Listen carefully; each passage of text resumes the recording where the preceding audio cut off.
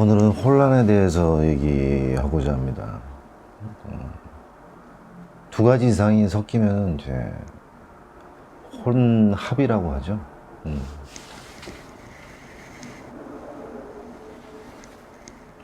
혼합됐을 때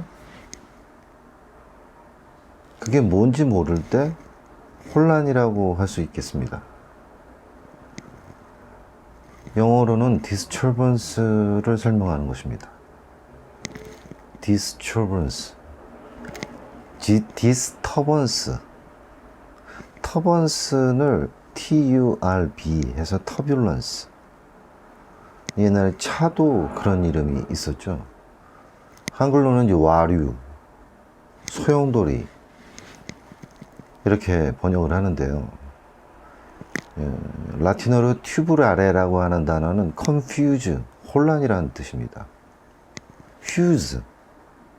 휴즈가 나갔다. 그 부분은 뭐와 뭐를 연결시키는 부분이거든요. 그래서 그 부분은 어떤 부분하고 연결을, 그것은 납땜이라든지 이런 걸 했는데, 그것이 녹거나 또 문제가 생기면은, 과부하가 걸리면은 단절이 되죠.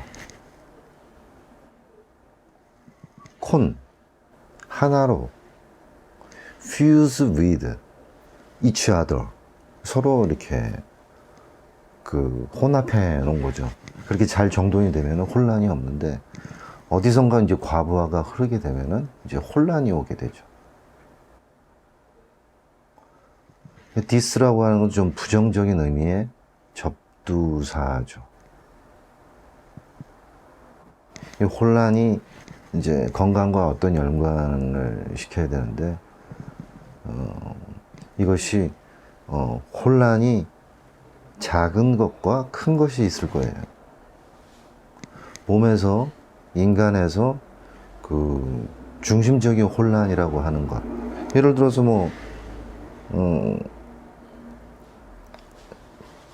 발진이 났다거나 그럴 때 또 역시 혼란을 느낄 수가 있어요. 이게 왜 생겼지?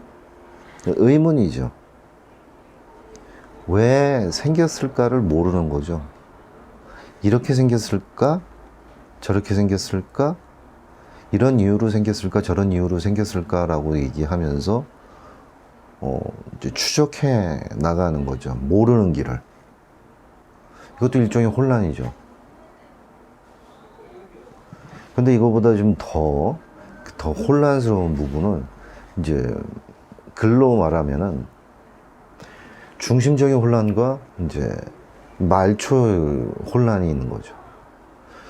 핵심 안에 전체적인 거에서 중심이고 강한 에너지 있는 부분에 혼란이 오는 거하고, 이제 변방에서 조금 혼란이 오는 거하고 얘기는 다르죠.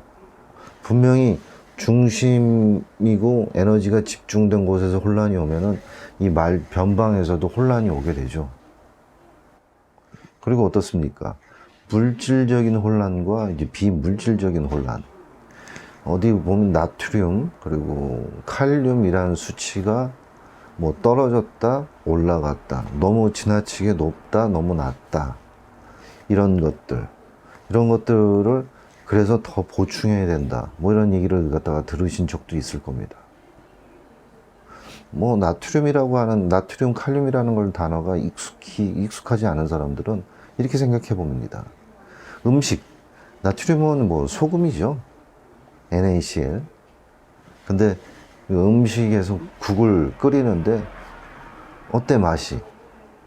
싱거워? 짜? 그래서 싱거우면 소금을 더 넣고, 지나치면 물을 더 넣고, 이런 식으로 적응해 나가죠. 맛이 예로 들었지만, 쉽게 설명하기엔 예를 들었지만, 그렇게 여기서도 혼란이 좀 있는 겁니다. 맛이 짜? 싱거워? 그거는 요리하는 사람하고 먹는 사람 간에 동일하지 않죠. 나는 괜찮은데? 괜찮다는 말은 무슨 말인가요? 그리고 짜냐고 물어보고 싱겁냐고 물어보는 것은 무슨 뜻인가요? 되게 하나하나 소소하게 따지다 보니까 뭐 별걸 다 신경 쓴다고 얘기하겠지만은 이런 사소한 것에 대한 어떤 의문, 혼란 이런 것들이 핵심적인 에너지가 집중된 중간에서 이루어진다면 지고 그것이 혼란의 정도가 크다면 결국 변방에도 문제를 일으킬 것이고 이런 비물질적인 에너지 현상이 물질화돼서 병변을 일으킬 겁니다. 암이거나 염증이거나 급성이거나 만성적으로 급성적으로 일으키려고 한다면은 요즘 코로나 시대에 요 환자들을 보면은 왠지 어떤 그 상당히 의심스러운 상황 많이 돌아서 저 혹시 코로나 걸린 거 아닐까라고 하는 생각을 했을 때 뭐 거의 100% 그 감염이 돼서 검사상에 양성으로 나오더라고요. 그렇게 어떤 기류가 어떤 바이러스가 만연할 때는 전체적으로 그 환경에 기운에 왕성한 변화를 일으키고 그런 것들이 이 사람 저 사람 영향을 끼치는 것 같아요. 영향을 끼치죠. 그런데 어디 희박하거나 아주 작게 무슨 영향이 있을 때는 거기에 한정돼서 변화가 올죠.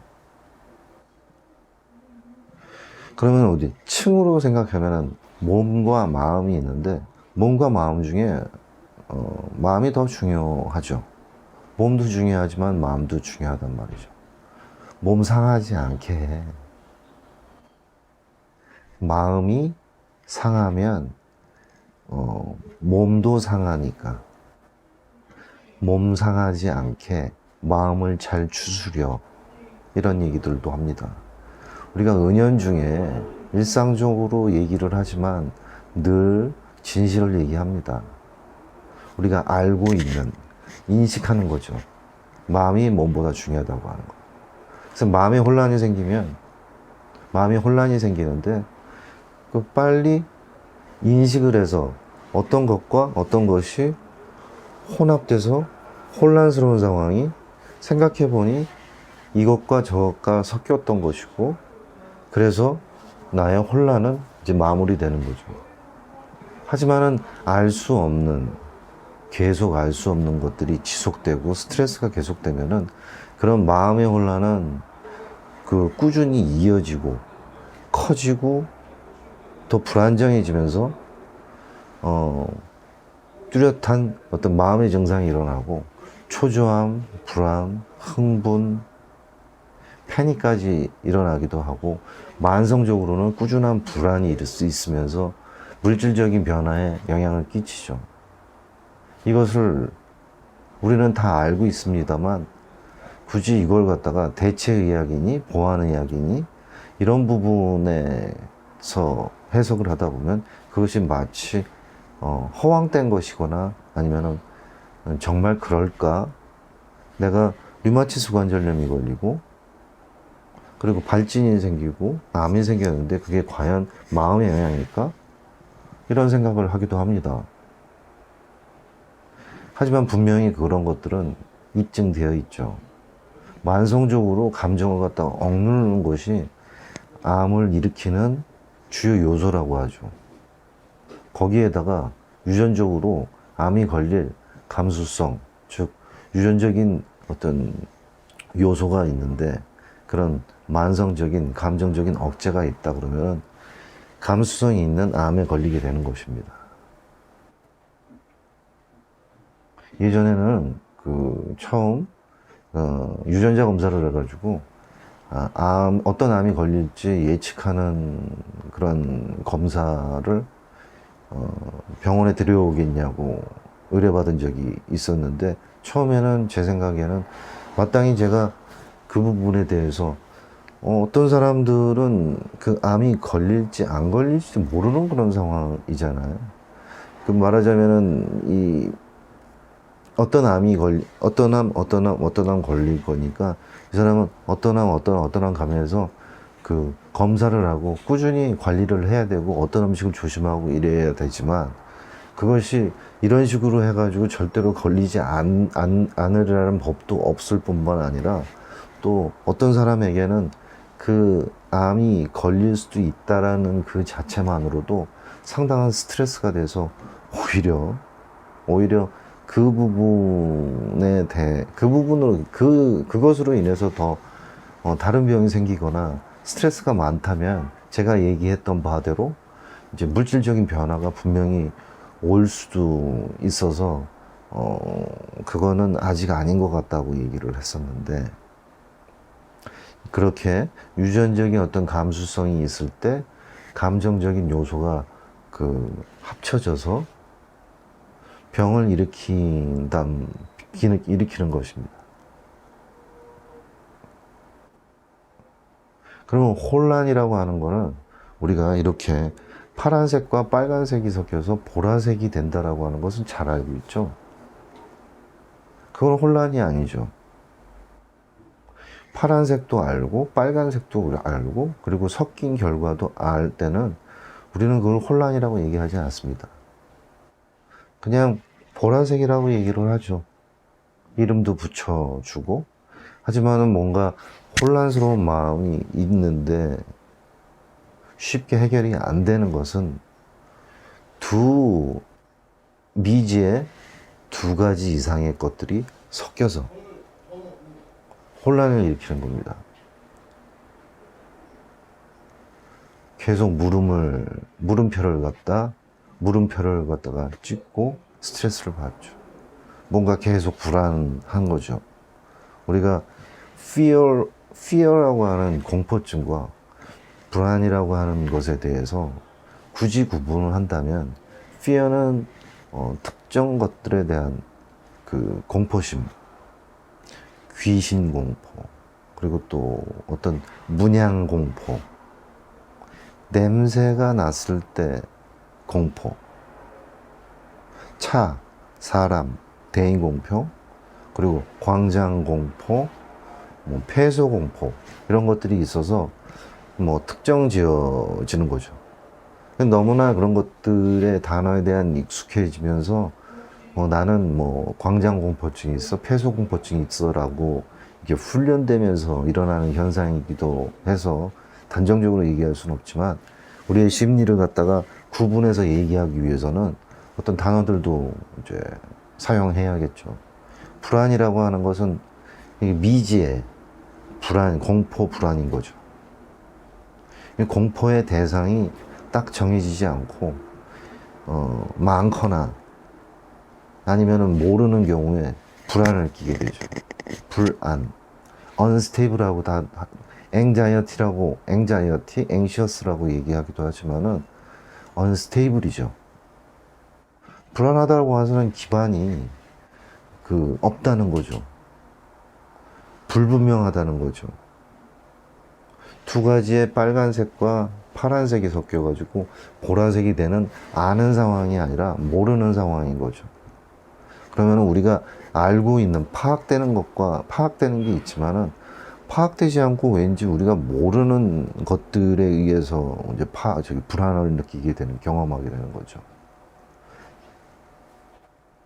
자아입니다. 자아에 대해서 내가 어떤 사람인가라고 하는 그런 의문에서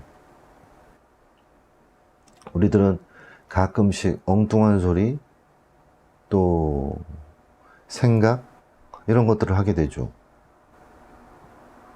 영화를 보고도 왠지 모를 불안감에 쌓이게 되고, 또 일상적으로 아무 일도 아닌데도 불구하고 불안하게 되고, 또 꿈에서는 내가 상상하지도 못한 것들이 나오기도 하죠. 상상조차 하지 못했던 일을 저지르기도 하고, 의외의 성사가 이루어지기도 하고, 그런 것들은 뭐 정말로 이렇게 일목요연하게 논리적으로 펼쳐지는 것이 아니라 알 수 없고 예측 못하는 방향으로 이렇게 보여지죠. 그런데 이게 뭐지? 내가 왜 이런 꿈을 꿨을까? 이런 얘기를 갖다가 한단 말이죠. 그런 모습은 어디서 나왔을까요? 분명 밖에서 들어오거나 안에서 발생했지만 밖에서 들어온 걸 인식하면서 그것이 혼합돼서 혼란이 되는 거죠. 그거는 이 몸 안에서 내가 해석한, 무의식 중에 해석한 결과물일 겁니다. 어떤 일이 벌어졌을 때 남의 일에 대한 불안이 있었을 때 왜 내가 저 사람 알지도 못하는데 불안해해야 되지? 오히려 상대방보다, 당사자보다 더 불안해하고, 그거는 자신에게 투영된 그 무언가가 있기 때문에 그렇죠. 근데 몰라요. 모르는 것들이 지속되면은 그런 것들이 불안 요소가 돼서 혼란스럽게 되고 결국 병을 앓게 되는 겁니다. 우리가 이런 것들을 갖다 이해하게 되면 어떤 병이 일어나기 전에 어떤 마음의 혼란을 파악하고 치료한다면 이 질환을 예방하는 거죠. 병이 이미 생겼다 하더라도 악화가 되고 하는 현상들을 치료하기 위해서 마음의 혼란을 해결하면 이 부분이 해결되는 겁니다. 아토피라든지 목에 아토피가 있는 경우에 앞서서 어떤 혼란이 있었을 겁니다. 애초에 유전적인 요소가 있어서 어떤 음식에 의해서 병이 생겼다고 하죠. 이것이 안에 있는 스트레스가 계속되지 않는다면 이 병은 일시적일 것입니다. 또 이것이 계속되고 있다라고 하는 것은 어떤 면역적, 신경적, 호르몬적 또 혼란이 계속된다고 하는 뜻이고, 이런 것들은 잠재적으로 자신이 갖고 있는 혼란과 미래에 대한 이 질병에 대한 예후에 대한 불안감이 이 병을 더 악화시키거나 치유를 늦게 시킬 것입니다. 그래서 이제 동종요법에서는 동종요법이 뭔가로 귀결되는데, 이렇게 예측 가능한 것들을 설명 가능한 것들 이외에 자신이 갖고 있는 여러 가지 증상들을 하나하나 모으다 보면 어떤 심리적인 효과가 있고, 심리적인 현상이 있고, 또 물질적인 현상이 있고, 이런 것들이 다 합쳐지면 또 하나의 객체가 되는 거예요. 우리가 약물을 다룬 책 중에 여러 표현이 있지만, 상카란이 낸 1991년에 이제 발간한 The Soul of Homeopathic Remedy라고 하는 책이 있습니다. Soul은 나중에 하고, Homeopathic Remedy는 이제 메디케이션, 약물, 치료법 이런 의미를 갖고 있고, Homeopathic은 뭐 동종요법이라는 동종요법 약물의 소울이라고 하는 뜻이죠. 소울은 살아있는 것에 있죠. 뭐 귀신도 있지만, 일단 제가 설명하는 것을 들어보시면 우리가 약물을 호메오퍼식 레모디 동종약품 약물을 이제 건강한 사람한테 투여를 해서 이전에 기존에 갖고 있는 어떤 성향, 꿈, 모든 종류의 어떤 리스트가 있어요. 그런 걸 갖다 다 조사해서 기록해 놓은 다음, 뭐 실험에 따라서 단체 실험도 있고 개별적 실험도 있는데, 개별적 실험에서 이 사람한테 호메오패스 레모디 약물을 갖다가 투여를 하게 되죠.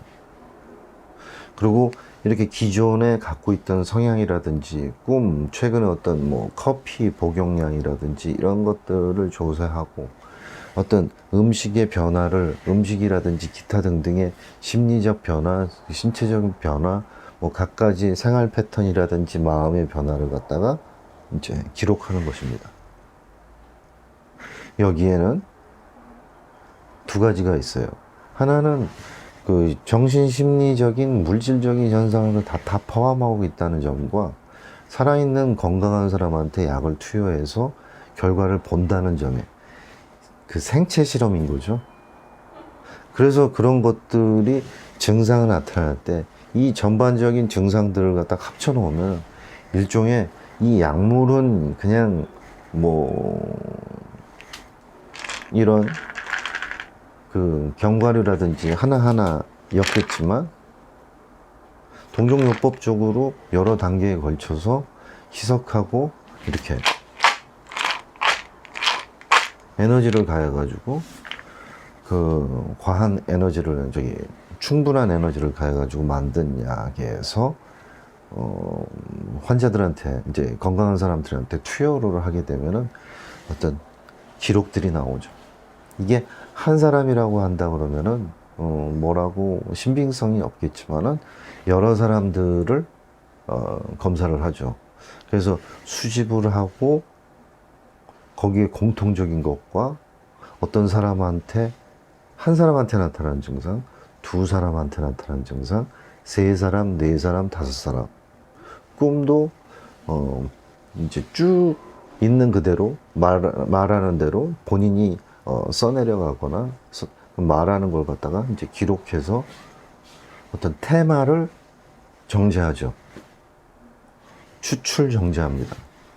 그래서 어떤 테마, 어떤 꿈에서도 우리가 일반적으로 이제 꿈을 꾸는데 뭐 이제 테마를 갖다 분류할 수 있겠죠. 괴물이 나오는 꿈, 날아다니는 꿈, 일상적인 꿈, 그리고 또 판타스틱한 꿈, 그리고 공격적이고 파괴적인 꿈, 되게 스위트한 꿈, 뭐 여러 가지가 있지만 그렇게 크게 분류하여 점점 내려가다 보면은 어떤 일종의 테마를 추출 정제할 수가 있습니다. 이렇게 꿈도 꾸고 어떤 불안증도 마음, 정신적인, 심리적인 증상도 생기고, 감정적인 증상도 있고, 신체적인 변화도 있고, 이런 것들을 합쳐놓으면 일종의 한, 존재라고 하는 거죠. 근데 우리 몸에 들어와서 그런 현상을 일으켰으니, 소울이라고 하는 것 같습니다. 소울이라고 하는 것은 핵심적인 것인데, 그 사람의 핵심이 또 다른 핵심과 부딪히면서 혼란을 일으키는 거죠.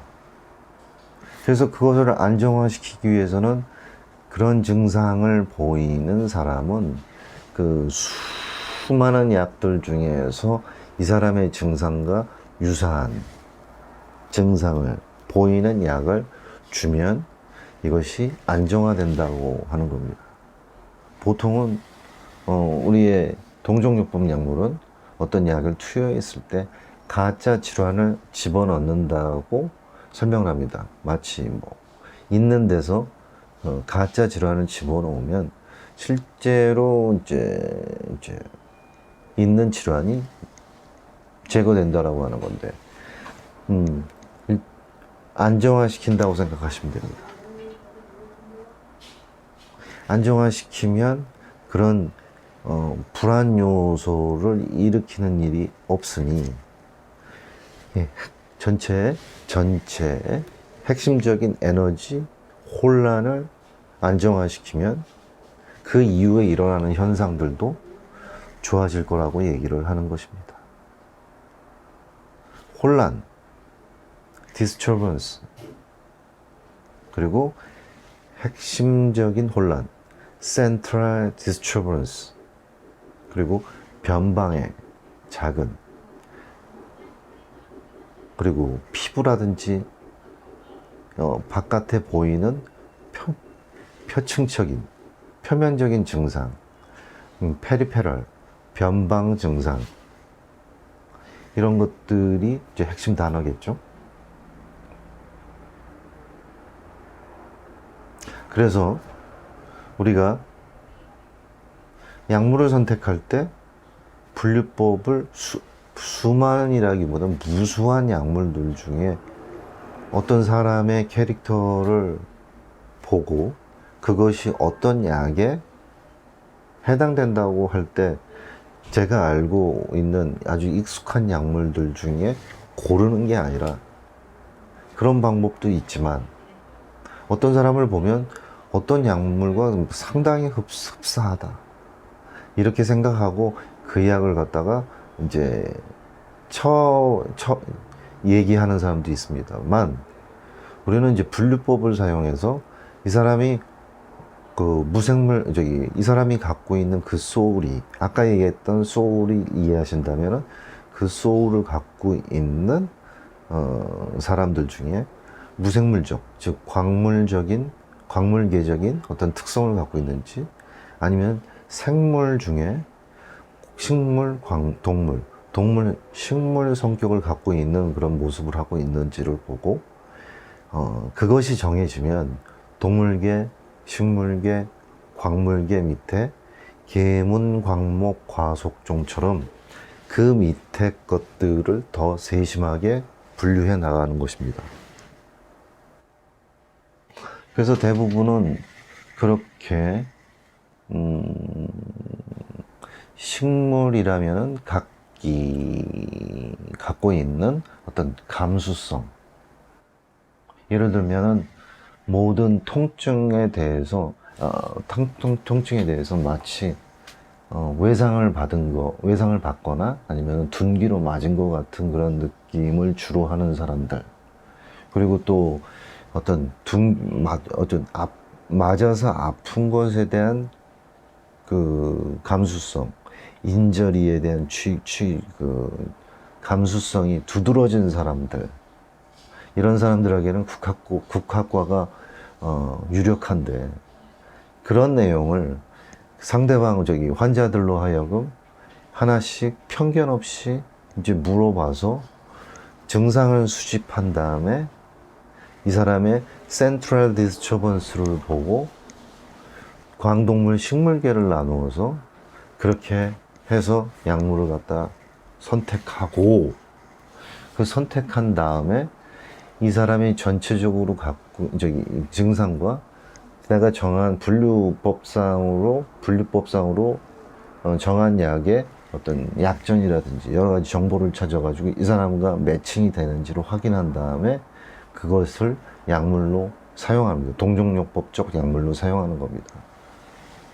뭐가 좋다고 했는데 이 사람이 특정적으로 알로에라고 하는 체질이 나왔을 때, 그럼 알로에를 먹으면 좋느냐?